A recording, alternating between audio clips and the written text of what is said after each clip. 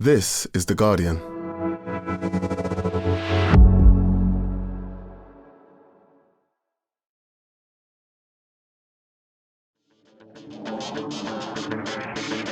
Hello and welcome to the Guardian Football Weekly. Of course, we can't judge Liverpool until they play someone good, but in the meantime, Arne Slot's best ever start as Reds manager continues, looking very comfortable against Real Madrid. Conor Bradley looked after Kylian Mbappe, who missed a penalty. Mo Salah missed one too, but it didn't matter. Meanwhile, Aston Villa and Juve play a football match, but the real winners are those of us who didn't watch any of it. A marginal decision right at the end, ruling out victory for Unai Emery, and then to Cameron Carter-Vickers and a wonderful own goal as Celtic are held by Brugge. Nevertheless, in a good position to get through to the playoffs. A couple of brilliant 3-2s, Benfica winning in Monaco, and PSV coming back from 2 down with 3 minutes to go. After the Champions League, we'll look ahead to Liverpool City and the other Premier League games. All that plus your questions, and that's today's Guardian Football Weekly.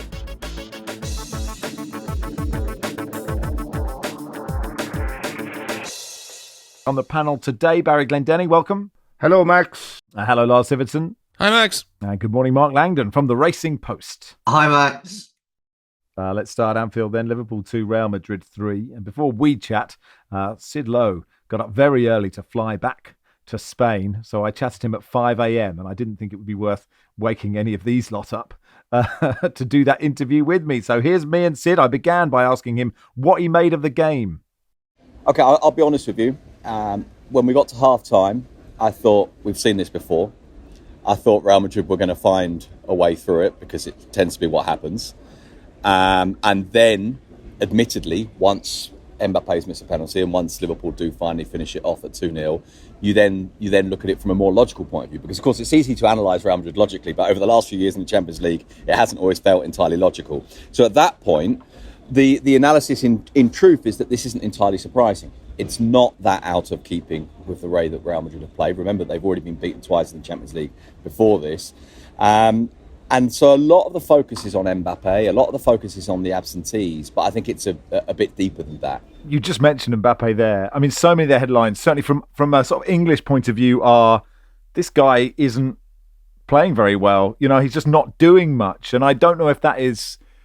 He's scored 9 goals for Real Madrid this season. So, he's not having a terrible time, but he's not doing what Kylian Mbappe should be doing. Is that fair? That's definitely fair, and that's definitely the focus of a lot of the analysis here. And obviously yesterday, possibly even more so because Vinicius was absent, which meant that Mbappe played on the left-hand side, which he hasn't done since he's been at Real Madrid. And he said after the game at Leganés the weekend where he played on the left and he scored, and it was the first time he'd scored in 5 games. He'd gone 4 games and I think it was 21 shots without a goal going into that.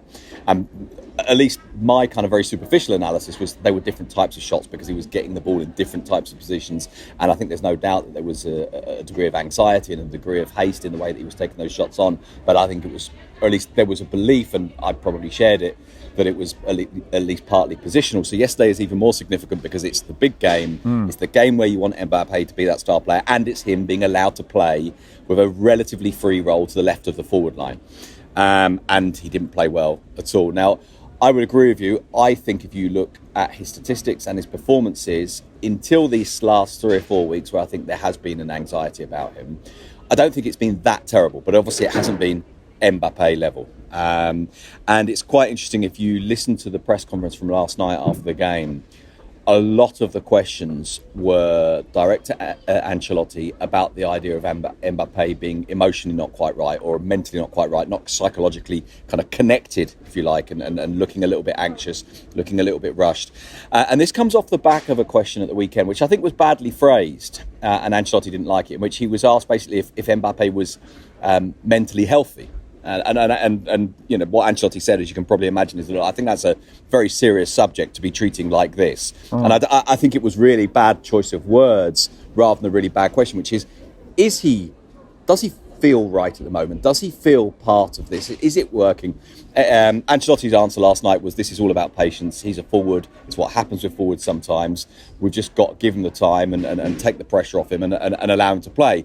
Of course, the thing is, this does happen to forwards, but not normally to him. There's a very interesting line from Mbappe at the start of the season. I must confess, I can't remember if it's after the Mallorca game or if it's later on than that, which is, of course, now takes on an extra significance. And he said something like, for a lot of players, going 3 games without a goal isn't much, but for me, it's loads. And he's just been off the back of this run of 4 games without a goal. He then scores against a tap-in against Leganés and misses a penalty at Anfield. So I think it's legitimate to ask about his kind of, I wouldn't call it a psychological state, but his emotional state and his sense of comfort within the team. I don't know what you think about this. Like, so much the talk of Manchester City is Rodri isn't there and what an impact that is. And when you watch Real Madrid without Toni Kroos, it does feel different. And I thought Modric actually was great. And, you know, like, he's 39, but he's still great. But I just wonder how much chat there is about no Toni Kroos in there for Real Madrid. Yeah, I mean, I wouldn't go so far as to say there's no chat about it, but I must admit I think there is possibly slightly less than there could be. And I also think this is, look, at the end of last season, Ancelotti kind of hinted at this, and actually internally Ancelotti has asked for Real Madrid to buy players that weren't Mbappe over the summer. But Ancelotti said at the back end of last year, all the focus, obviously, as you can imagine, is Real Madrid just won the league and the Champions League. And you get Mbappe and everyone thinks, wow, unbeatable. And Ancelotti himself, even then, was saying Toni Kroos is irreplaceable. There isn't a player like him. And he was saying we'll have to build towards something different. We will replace him, but not directly because we have different types of players. Now, for what it's worth, and I don't want to take it back too far, but I feel like I sort of should. Last year, Toni Kroos was the best player in the Real Madrid team, in my opinion, in terms of the collective functioning of the team. Now, you can talk about Vinicius and Bellingham, but in terms of the collective functioning, it was him. At the start of the season, I think this is quickly overlooked.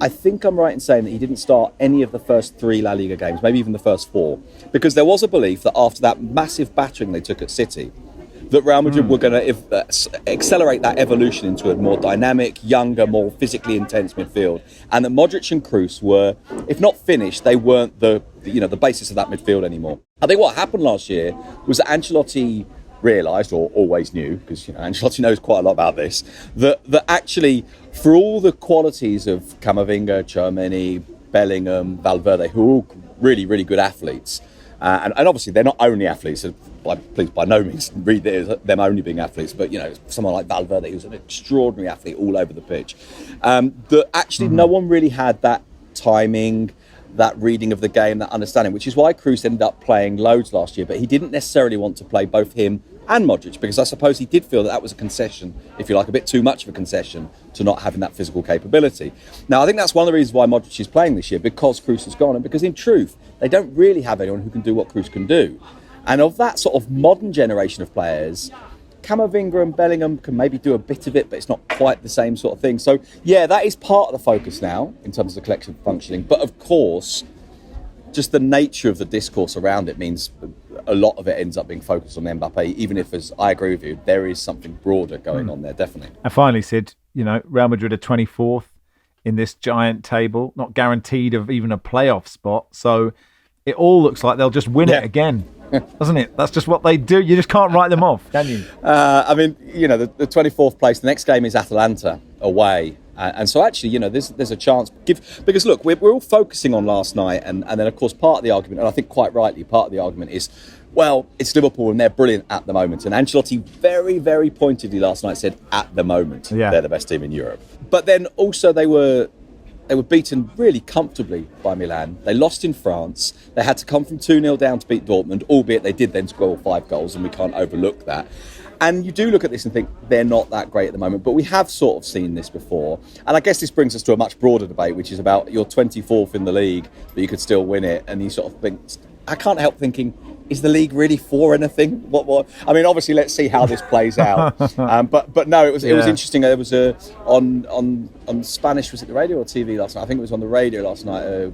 One of the kind of pundits, who's a former goalkeeper at Real Sociedad, he said, "Look, I don't think anyone doubts they'll get through." And there was a bit of me that thought, well, what's the point then? If you play 5 games and you've lost 3 of them and there's still no doubt, what's all this for? Yeah, but I mean, they could get a playoff against a tricky side. Well, we'll find out. Well, look, Sid, thank you so much. You, I don't know what time you got to bed, but to be on the pod at 5:10 in the morning just shows your commitment to the Guardian. It knows no bounds. Well, it knows some bounds, to be fair, but But yes. Yeah, no, that is true. That is true. It knows some bounds. Cheers, Sid. Pleasure. Cheerio. Sid Lowe there, presumably in the air now. Well, actually, by the time you listen to it, not in the air, unless he's taking a very circuitous route back to Spain. The thing is, Lars, Mbappe is such a fascinating story. And we will get to Liverpool, and we can obviously move on to Conor Bradley in this bit. But Greg says, I know Mbappe's good because you guys tell me he is. But I've only watched him play maybe 10 times. And apart from the World Cup final, he's always been pretty average. I guess my question is, are you sure he's good? And if so, then when? Yeah, I'm very confident that he's good, but that was definitely an issue with him playing at PSG, because there's like a team no normal people ever watch, except in the knockout games in the Champions League where they were frequently not very good. So that's kind of. But no, he and you even see signs of it now. He's incredibly rapid. He's skillful. He can strike the ball. Like if you're this discombobulated about him, I understand it, because he's had a couple of iffy performances. But I will actually recommend going to an internet video site of your choosing and watching some highlights, just to because he is very good at his best. What I wonder about him, yeah, but now come on, is anyone can look good on the highlights. You know, I watched That's the true. Giovanni Lo Celso highlights and thought Spurs had signed Pele. there weren't quite so many goals in the Giovanni Lo Celso highlights package, though he also has his moments. I think with Mbappe, No, he's a good player. I find it really difficult to talk about, because I think with him there's stuff going on that we're not fully aware of, which is often true when a player has like a abrupt drop in form, and it was kind of hinted at during the international break when Deschamps had to explain why he wasn't in the squad, and he was saying things like the most important thing is that Kylian can rediscover happiness playing football.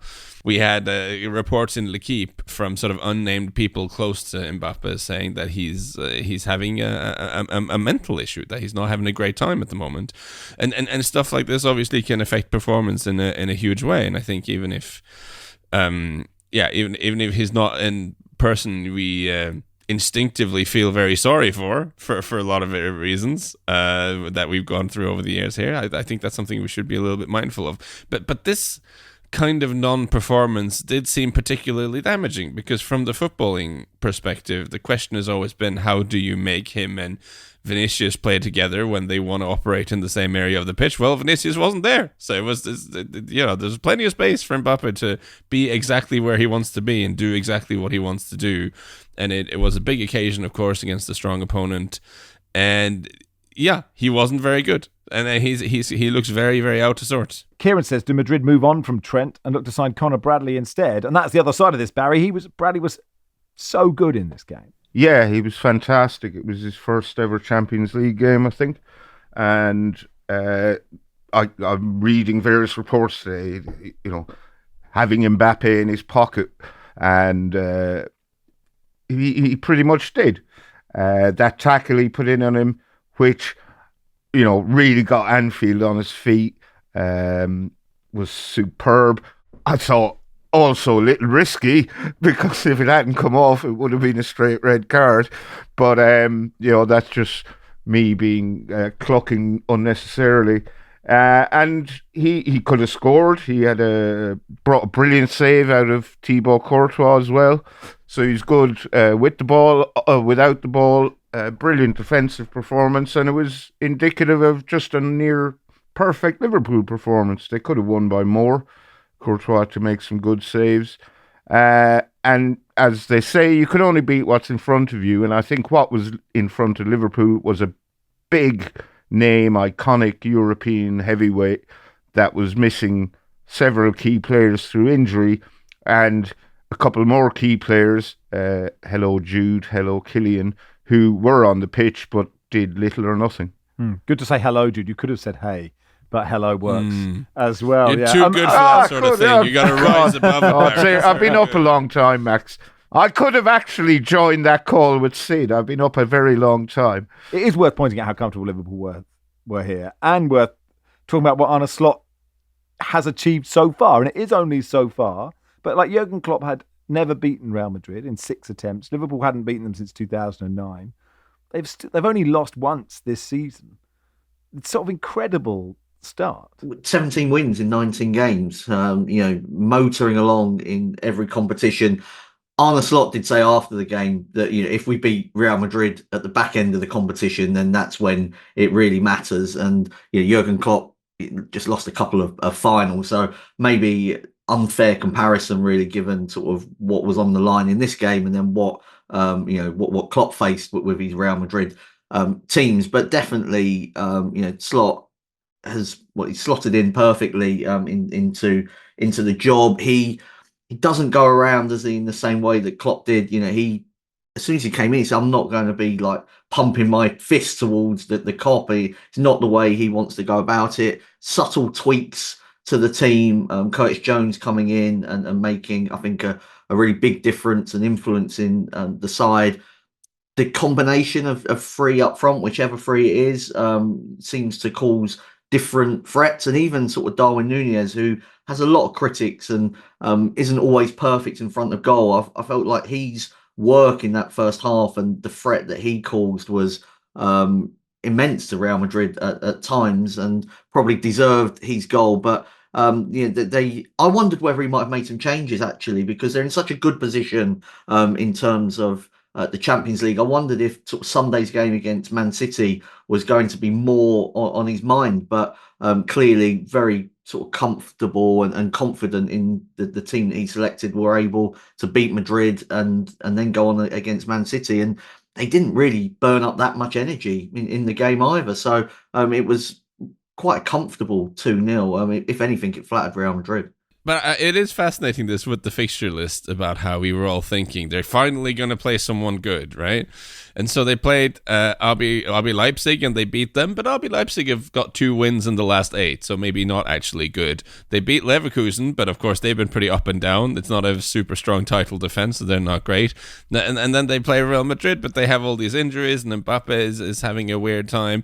And now finally they're going to be up against Man City. They're at least, it's raising a philosophical question. Maybe nobody are good. Maybe actually Liverpool are the only team that's good, and just everyone else in the world are bad. Maybe this is the situation that we're in, or just the way the chaos theory or whatever, that just as you're about to play Liverpool, you get bad. And so they'll go the whole season. Teams are on form and they're not on form, and suddenly 2 weeks before they're about to play Liverpool, just like the wind goes out of their sails. Well, interestingly, this run of games where we went, now we'll see, what Liverpool are made of. It started against Chelsea and they beat them, and so you had Chelsea, Leipzig, Arsenal.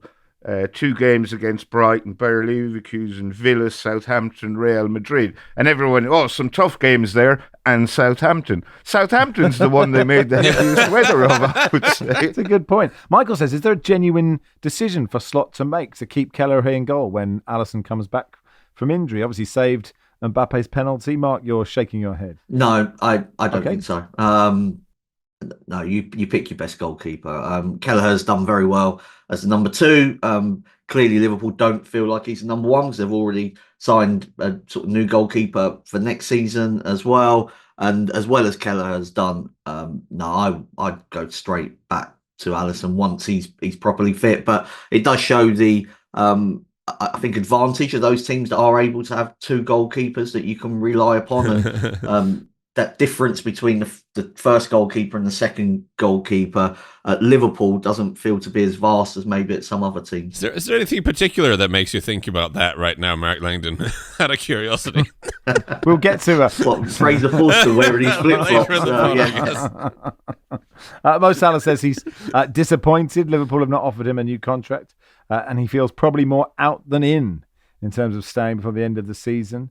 We're almost in December. He said, I haven't received any offers yet to stay at the club. As I said before, I haven't received anything yet about my future. Only the 3rd time, Barry, that he's stopped in the mixed zone. Jamie Carragher said he was very disappointed. If he keeps putting comments out, his agent puts out cryptic messages that is selfish, that is thinking about themselves and not the football club. So he could sign a pre-contract with a team abroad in just over a month. He's on $350 a week? If he signed a 3-year deal, he'd be 36.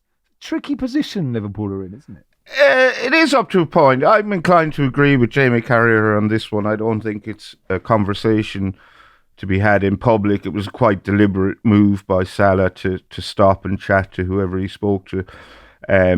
He pointedly said, I haven't had any discussions with Liverpool. Presumably his agent has, and those discussions are ongoing. He, by all accounts, wants a 3-year deal with an increase in wages. I suspect they probably don't want to risk offering him 3 years, because we've seen how quickly players can lose their mojo. And now, admittedly, he is playing well at the moment, but he knows how popular he is with Liverpool fans. This was a very calculated move on his part, and not one I would necessarily approve of, but he's perfectly entitled to do or say whatever he wishes. I also think it was extremely disingenuous as well, because he said, I think word for word, he said that it's out of my hands, which is like, well, it's clearly not out of his hands. Like if he decided, hey, I've had a great career here, I love being here, as he says he does, I made an absolute pile of money over the last few years, I probably don't need more money at this point, but I like being at Liverpool, so I'm going to take a wage cut and stay for as many years as they want me to stay. If he turns around and does that, I think that contract gets signed very quickly. So like, it isn't completely out of his hands, and saying so, I think, is untrue. All right, that'll do for part one. Part two, we'll begin with Aston Villa Juventus, not because it was the second best game of the night, I should point out, but we probably have more Villa fans than Benfica fans listening to this, so we'll start with them next.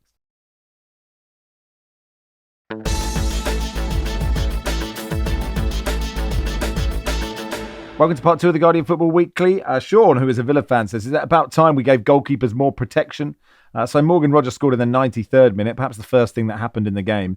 Ruled out for Diego Carlos putting his arm into Di Gregorio in the Juve goal. I think Di Gregorio made the most of it. Mark, you got all the way to this, I presume. You did have it on your main screen. Whether you did all night, we'd forgive you for not seeing this moment, but they were a bit unlucky, were they? Yeah, I mean, I did have it. It was about 5-8, and producer Joel had asked if not everyone could watch Liverpool against Real Madrid. So I, unselfishly, I'll go Villa main screen. And Barry did say never do that, and he was proved 100% right, because it was a poor game. I felt it was a soft kind of free kick that was given for the foul by Carlos, but there were.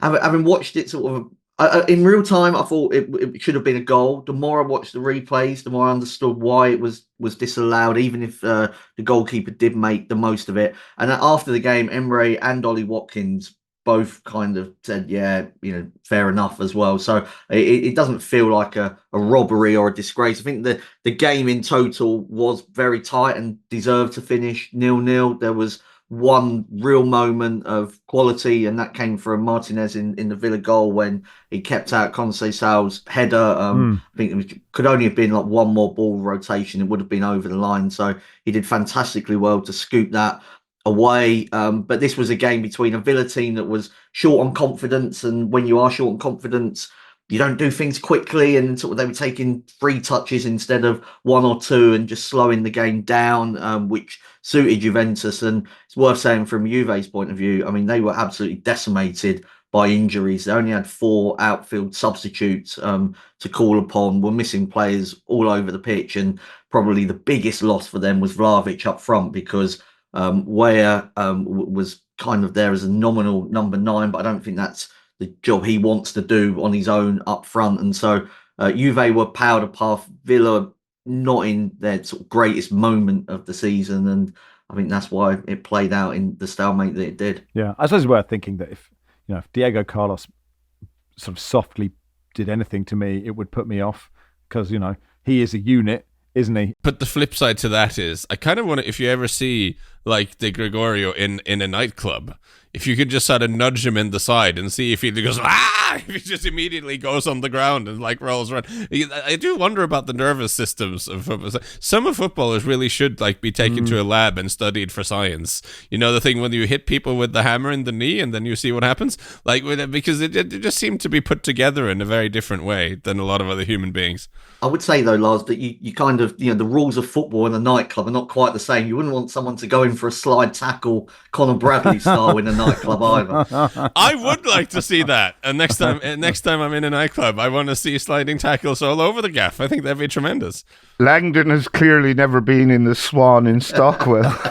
Nay. I was going to say the chances of me bumping into A, being in a nightclub at all, B, Di Gregorio being in the same nightclub, C, me recognising him, under the lights while Chumbawamba is playing, and then D, thinking I'll shove this guy who I've never met. It seems quite a hypothetical situation. Let's go to Celtic Bruges. Ryan says an hour, brackets separate emergency pod on the Celtic own goal, please. Barry, you had full focus on this game. Perhaps more focus than Cameron Carter-Vickers, which, given he was playing, it's probably the wrong way round. Yeah, I kind of watched his own goal unfold in real time, and it was as if time slowed down. It's, what have you done? What? So Celtic won, Club Brugge won. Brendan Rodgers described it as a game of two halves and said afterwards that Celtic were much better in the second half. I would not necessarily agree with that at all. I thought they kind of got away with this one. The highlight of the game was undeniably Club Brugge's goal. So Celtic were on the back foot under pressure from the Brugge press. Nicholas Kuhn played the ball inside to Cameron Carter-Vickers, who was just inside his own penalty area. And he passed it under pressure in the direction of the far post where he thought Kasper Schmeichel was standing. Except Kasper Schmeichel was standing at the other post. So whatever the width of a goal is, I should know, but I don't off the top of my head. That's how far away Schmeichel was as the ball trundled into the corner. And then it was very much head in hands time for Mr. Carter-Vickers. And it wasn't even a case, he didn't even try to blame anyone else. He just head in hands, then hands on hips, and he's just like, you idiot. I would imagine that's what he was thinking about himself. It's certainly what everyone else was thinking. And yeah, Celtic were very poor in the first half. Their press was poor. When they had the ball, they were too slow, very easy to play through. And then they made some changes in the second half. Bernardo came on in midfield and made a big difference. Club Brugge missed a couple of pretty decent chances, and then Daizine made scored with a wonderful strike after chopping inside a defender, which, basically sent him into the graveyard next to Celtic Park. Draw. I think Celtic were lucky enough and they'll be happy with a point. The problem for them is the quality of the opposition they face in the Champions League is largely so much better than the quality of opposition they face in the domestic league. So they have to just adjust their game so dramatically for each competition. I did like Mark regarding the own goal saying, is that playing it in from the back? It was a nice line. And the French commentary, which someone put in the WhatsApp, it was so good. C'est terrible. Carter-Vickers, c'est terrible. It was lovely, wasn't it? I want more commentators just shouting, that's terrible, when something happens. This is what I want. It's almost like he did. The thing is, you're not meant to put back passes on the frame. You're meant to put them on the outside of the post. It's like he tried to do that, but didn't quite get it, which means he completely put it in the bottom corner, which then made it impossible for Schmeichel to get there. It was, but do look up the French commentary. I do recommend that.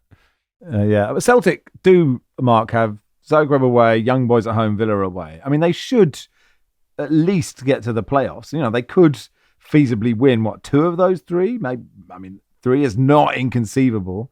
They could get in the top 8. They could get in the top 8. I don't think they'll get in the top 8. I think 9 to 24 is where Celtic will finish now. They're in a good position for that. And I think this was a decent point against, I think, an underrated team, actually. I think Club Brugge have outplayed Aston Villa when they met them on, was it match day 4, and played reasonably well in this game. I think according to there was certainly one computer rankings that had Celtic winning the Champions League fixtures draw in as much as they had the easiest run. Now you still got to get. Do you get a trophy? Do you get a trophy for that? You don't. not the moment, the supercomputer trophy. But Celtic have made the most of it, and I think they'll now finish between 9th and 24th, just on Club Brugge. For a team that's had been given a penalty like they were for Tyrone Mings, and then an own goal like Cameron Carter. If their name's not on the trophy, it should at least be on the 9 to 24 themselves, because I think they should now make the playoff round as well. Two brilliant games now. Monaco 2, Benfica 3. 5 goals, 2 disallowed that were in minutes of each other. A red card, a very late winner. And, Lars, in the context of the competition, a huge win for Benfica in a game that, it was just ludicrous. Yeah, and it was a case of like the subs from Bruno Lage, who's in charge of Benfica now. Remember him? He was at Wolves for a while. He put on Zeki Amdouni, formerly of Burnley, and Atu Cabral in the 65th minute. Both of those forwards ended up scoring late in the game with 2 assists by 2 great crosses by Angel Di Maria, who's still doing things. Scored a hat-trick at the weekend, if I'm not mistaken.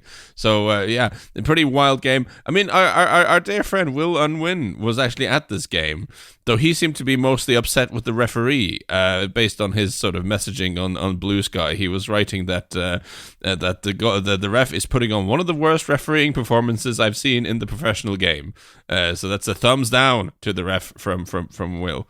Yeah, I thought that Singo was sent off, wasn't he, in the 50th minute? It felt like a harsh... That looked very harsh. harsh. And he just won a header, didn't he? Just won a proper League 2 header. In League 2, that's a standing ovation.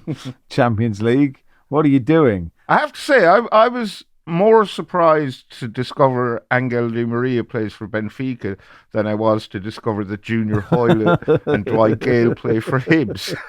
The only other thing I noted from this game was Cabral's header. He sort of headbutted the defender afterwards, and it reminded me of that. Do you remember that Neil Ruddock header in the 3-3? I think Nigel Clough scored 2 for Liverpool. They came back, maybe from 3-0 or 3-1 down, and Neil Ruddock scored a header, but clearly got smacked in the head at the same time, and was sort of celebrating, but at the same time in sort of total agony. And it was a real peak. I suspect it's probably pre-Barclays, actually. It was like peak, 90s Premier League.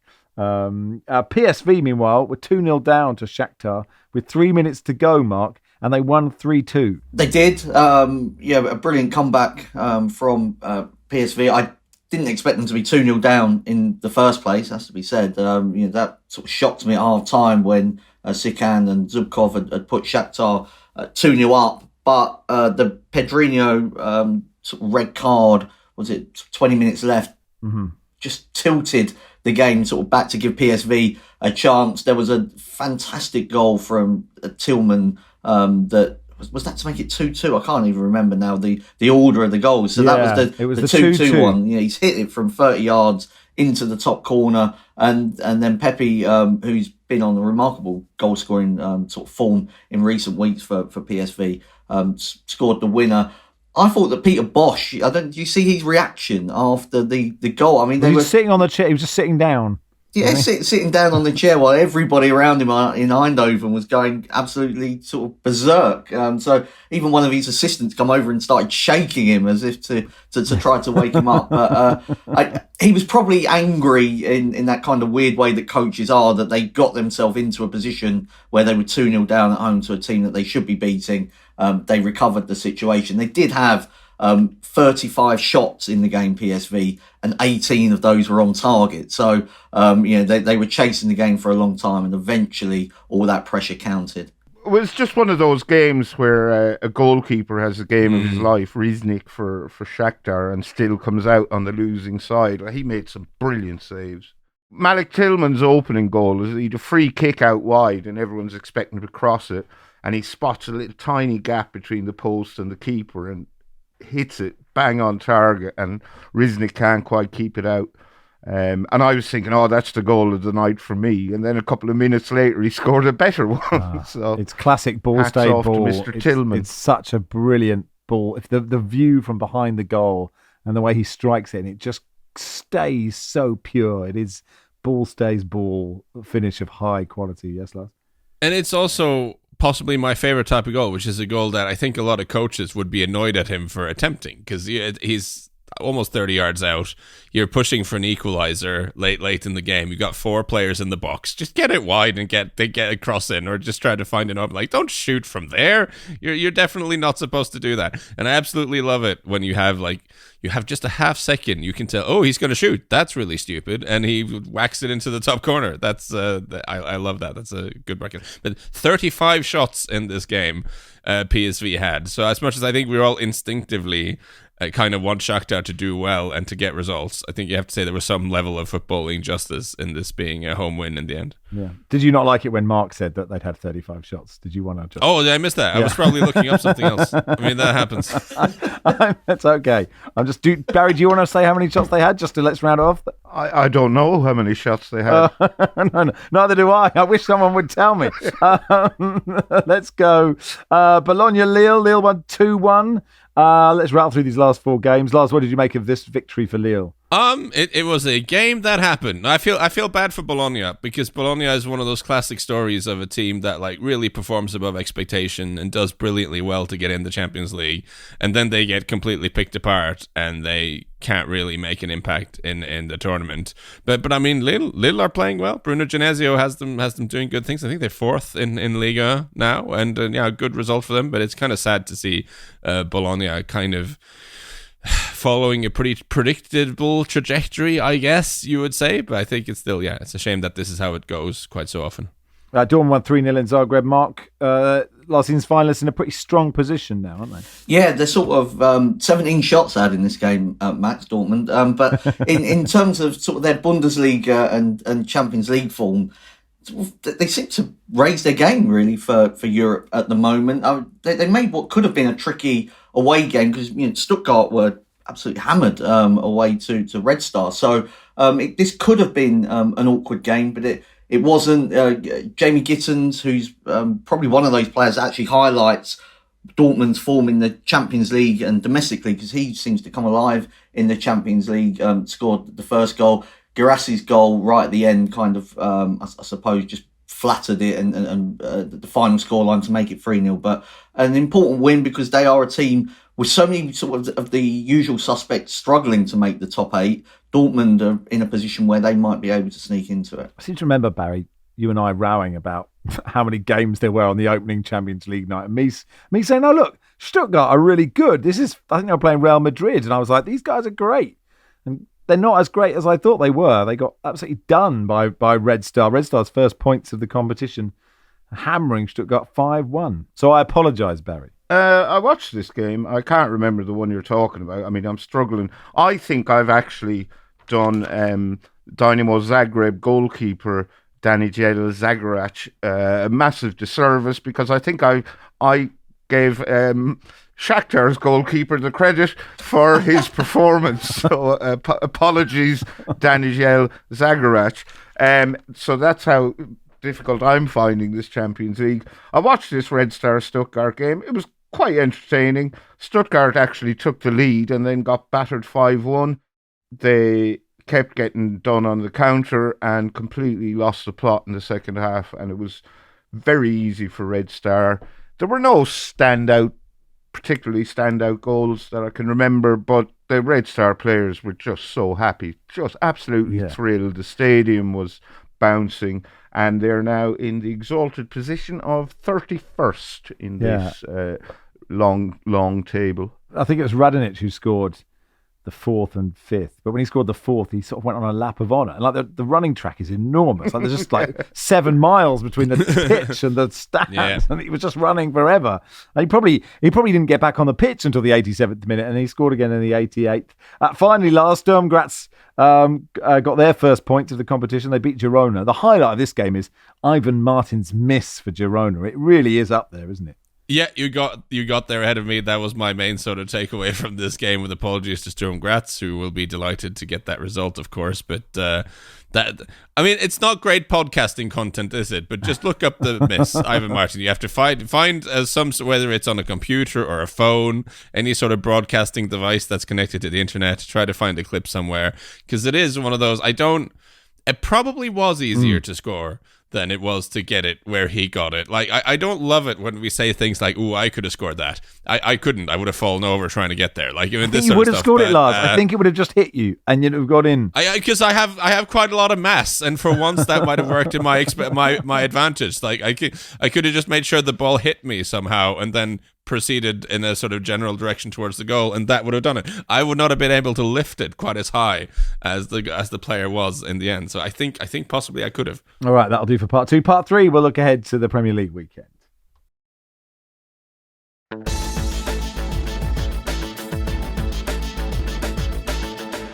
Welcome to part 3 of the Guardian Football Weekly. Only one place to start then. Anfield, Mark, for Liverpool, Manchester City. I mean, I guess you have to give Manchester City a chance because they're Manchester City, but I don't know how, and maybe this is the time because we all say, actually, I just don't think they've got a hope, and this is where they'll prove me wrong. Yeah, I mean, they've got more than just they have got a hope. They're not. We've all got hope, Mark. When hope is gone, we have nothing. They're not like a League Two team going to Anfield. I think it's the first time in about 6 years they've been outsiders for a Premier League game, which goes to show sort of how dominant they've been over the last sort of 5 or 6 years. They haven't been great at Anfield, even when they've been at their best. It's always been a ground where they've struggled and had some very difficult times, Champions League particularly, when they got thrashed. But there have been other Premier League games as well where they've not dealt with the Anfield atmosphere, and it's going to be like that again, because for Liverpool, they'll feel like this has been a massive step towards the Premier League title if they can beat Manchester City. I just don't think City are defending well enough for all the other, there's a lot of things going on, but just defensively, absolute shambles at the moment. And even when they were winning games, they were times like Fulham should have scored more goals against them. They're conceding far too many opportunities. They look so vulnerable on the counter-attack. Liverpool are as good as anybody on the counter in Europe, and I expect Liverpool to win the game. I think that it's an unbelievable opportunity for them to really put City, in a even worse spot than they're in now. And Lars, City centre midfield could not cope with Tottenham's. And then you'd expect they won't be able to cope with Liverpool's, because Liverpool's midfield is probably better than Tottenham's. Yeah, so I'm really fascinated to see how this pans out for City the next few weeks, because I don't see how Guardiola is meant to solve this with the pieces he has available to him. I don't, because that midfield that they played against Spurs doesn't look athletic enough to cope with Premier League opponents. Now, Guardiola talked about how this team is kind of built to have control, and not, when it becomes like box-to-box games, they don't have the physical characteristics to cope with that. But they're not able to control possession in the way we used to see them do either. So they do become open, these games. And even before these games against, I was looking at some numbers over the international break, as I do. Before the Spurs and Feyenoord games, they were conceding a 37% more through balls than they did last season. So almost 40% more through balls. Seems bad. They're like, the teams are getting through them in the way we just haven't seen before. Not that I can remember under Guardiola. And I don't know, like, how can a sort of Rico Lewis, Gundogan and Bernardo Silva midfield stop Liverpool? Like, I tend to think not. And then what do you, maybe put Akanji in midfield? Is this something you can do? I mean, Stones isn't fit either, I don't think, right now. Do you think, Lars, he could, you can't imagine Pep doing it, but like, they've got players who could play on the counter, right? You could play a low block and play Haaland, and get some pace. Doku, is he fit? And someone else on the right, and say, right, we're going to go Antonio Conte about this. Or the problem with playing a low block is that you need players who are comfortable defending without the ball. I mean, I don't think you have the players necessarily to sit off and chase and sort of block. This is not something they're good at. And I think it's a little bit disrespectful to the teams that are good at that to assume you can just flick a switch and we'll just sit back. No, it's actually something you need to work on, and you need to have players who are good at that. I think it's a very difficult thing to suddenly start doing. And we've seen before with Guardiola that when he's in trouble, like if you think of his first season in the Premier League, when the team wasn't that, he was struggling to make it work, his response was to be even more high pressing and become even more wedded to his principles. So it tends to be like he tends to double down on the things he believes in more than do what we were just suggesting now. But again, I don't see how it's meant to work. But this is Guardiola is an incredibly intelligent man and an incredibly intelligent manager. So I'm kind of fascinating to see how he will try to solve this. How do you see it, Baz? I think Liverpool will win comfortably. And yeah, I don't really have much else to add, to be honest. I do think they will win this comfortably, and then City will officially be in crisis. Right. Other games that are interesting, I suppose Ruben Amorim's first home game, Mark, is against Everton. Everyone sort of said you don't really want to start with Ipswich away because it's sort of, if you win, no one will, really say anything, and if you lose, it'll be bad. I mean, the same could be said for Everton at home, right? Yeah, I didn't really see much change in Manchester United in that first game, and maybe we shouldn't expect overnight dramatic change. I would say that the midfield needs swapping around. I was very surprised that Casemiro and Eriksen were the two that started against Ipswich, and would imagine as time goes on, once the players are fully fit, Amorim will swap that. The biggest, I suppose, concern I would have for United in terms of being able to beat Everton is just they don't score enough goals. Manchester United had this little spell under Van Nistelrooy, but mainly against Leicester, where they cut them open twice. But as over the last couple of years, their attack is quite powder puff, and I'm not sure how they just changed that without going back into the transfer market. Xerxes, don't think's a sort of elite centre forward. Højlund was thrust into a very difficult situation where he was asked to be this main man for such a big team when he was still developing his own game. Rashford, I just think he scored against Ipswich, but the rest of his performance just wasn't up to much. So, Everton might just feel like they can go to Old Trafford and get a 0-0 and sort of shut United down. I think it might be a bit of a slog for United. Everton, meanwhile, Everton can't stop scoring, can they? So, they'll bring the excitement to this one. Lars, you've got Chelsea in third, home to Villa, Arsenal in fourth, away to West Ham. So they're both very good chances, given Villa's form. And okay, West Ham did win on Monday, which confused everyone. Yeah, that was. Expect Chelsea and Arsenal to win both those? Yeah, because Jacob Steinberg had a report in the paper saying that Lopetegui had 2 games to save his job, and those games were away to Newcastle and then at home to Arsenal. I thought, God, that's a bit harsh. I mean, really, if the West Ham boss, and you have to get something out of those 2. But then, of course, he won at Newcastle, so maybe there's life yet in the Lopetegui project. I tend to think with Arsenal having Martin Odegaard back and just looking smooth and wonderful again, that's going to be a rough one. For West Ham.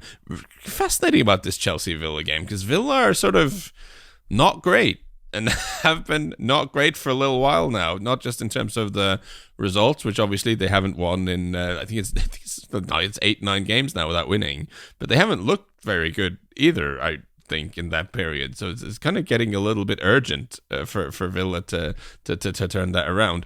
In terms of games this weekend, I think Spurs is really interesting, just because the fact that earlier in the season, when Spurs have played really well, they've tended to follow that up with just an absolute stinker in some kind of way. Like when they trounced United at Old Trafford, their next league game was the collapse against Brighton. If only there was a word to describe that.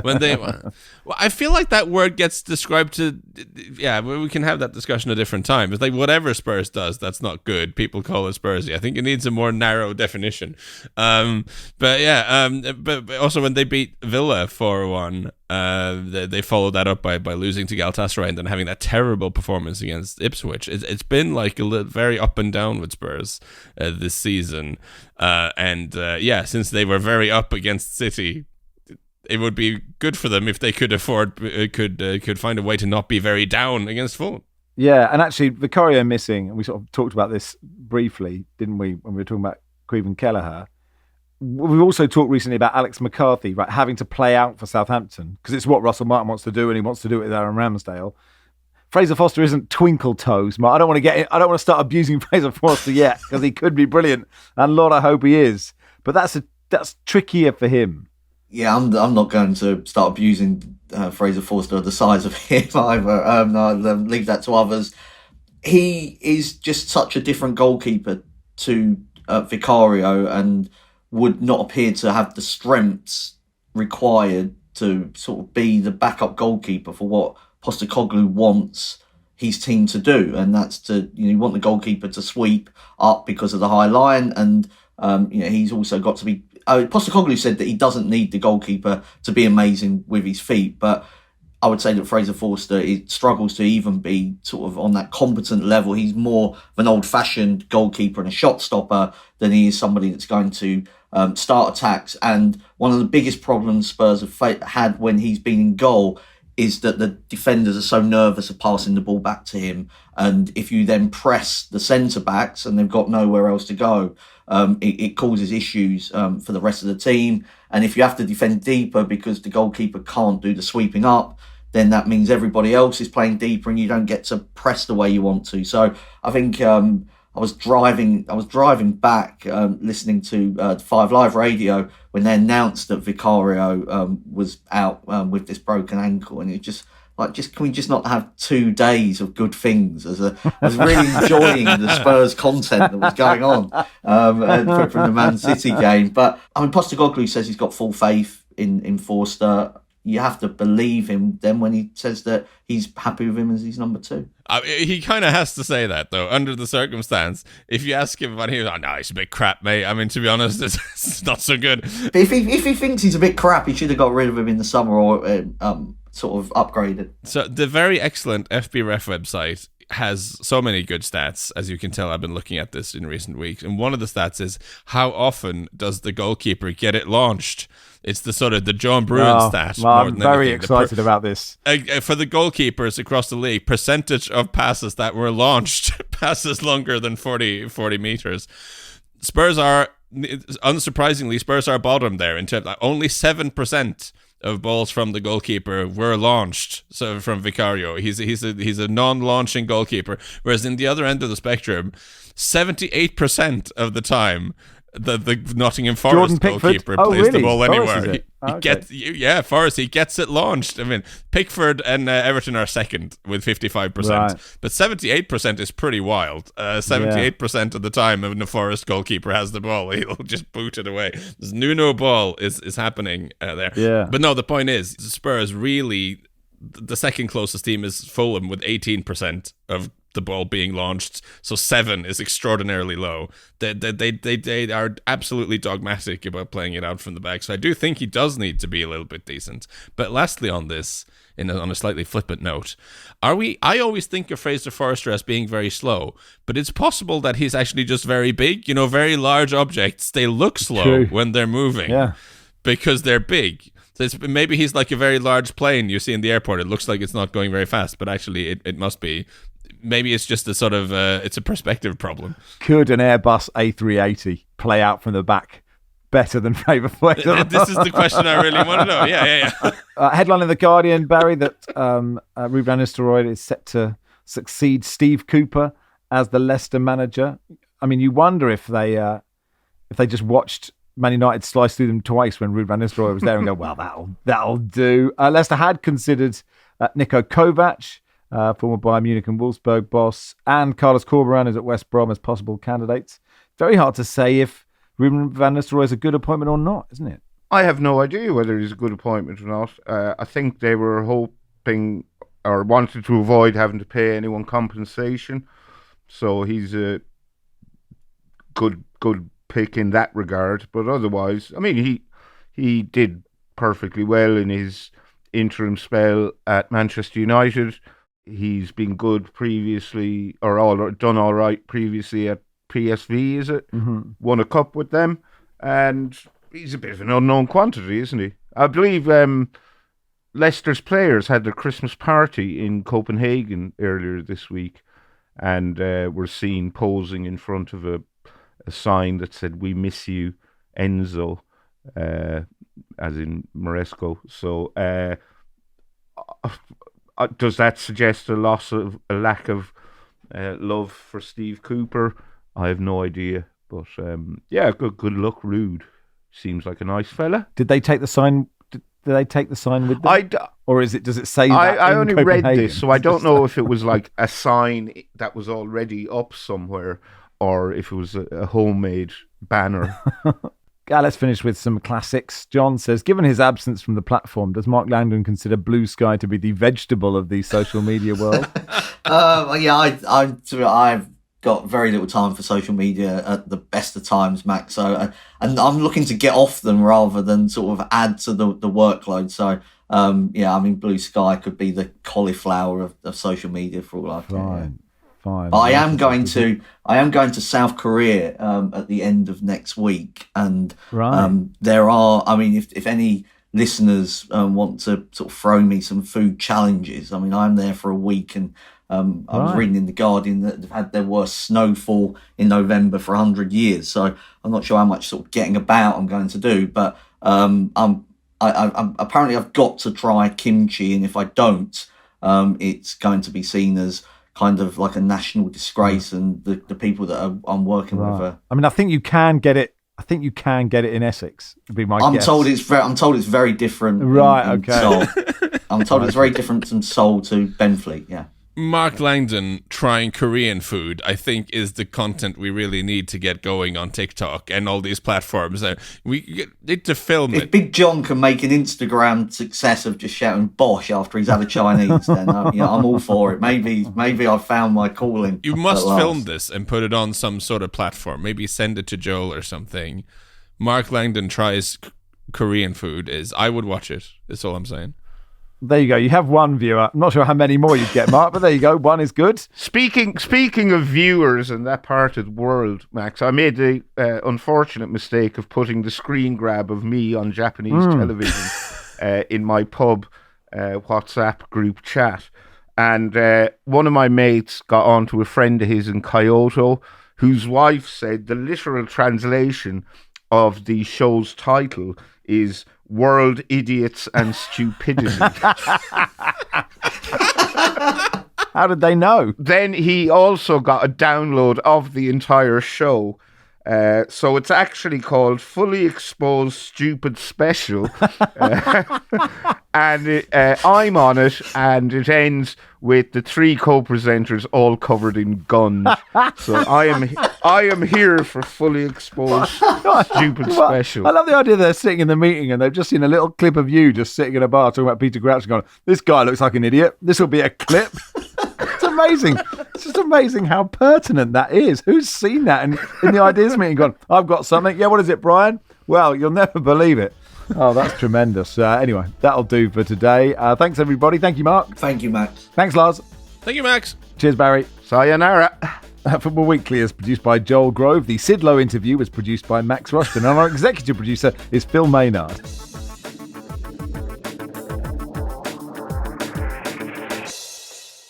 This is The Guardian.